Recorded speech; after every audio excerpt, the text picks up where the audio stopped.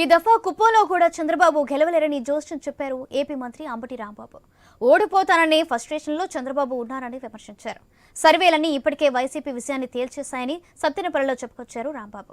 జనసేన అధినేత పవన్ కళ్యాణ్ సైతం పిఠాపురంలో ఓడిపోతున్నారని మంత్రి అసలు పవన్ కళ్యాణ్ కు రాజకీయాలు ఎందుకని ప్రశ్నించారు. అలాగే చంద్రబాబు తనపై కుట్రలు చేస్తున్నారని ఆరోపించారు రాంబాబు.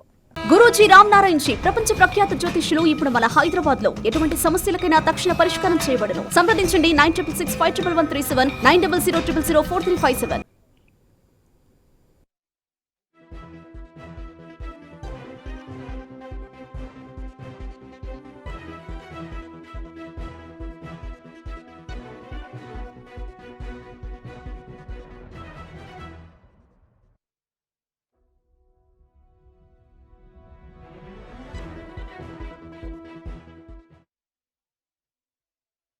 రెడ్డి గారి దెబ్బకి తెలుగుదేశం తట్టుకునే పరిస్థితే లేదు.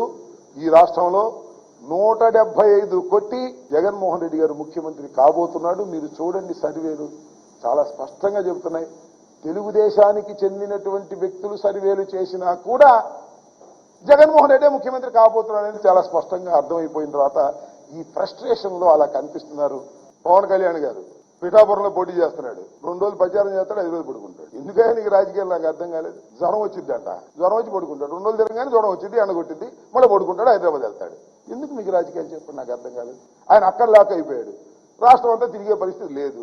చంద్రబాబు నాయుడికి తప్పదు కాబట్టి తిరిగేటువంటి ప్రయత్నం చేస్తున్నారు. తిరిగి వచ్చి మా మీద విమర్శలు చేస్తాడు. ఇంకా చాలా విమర్శలు చేశాడు.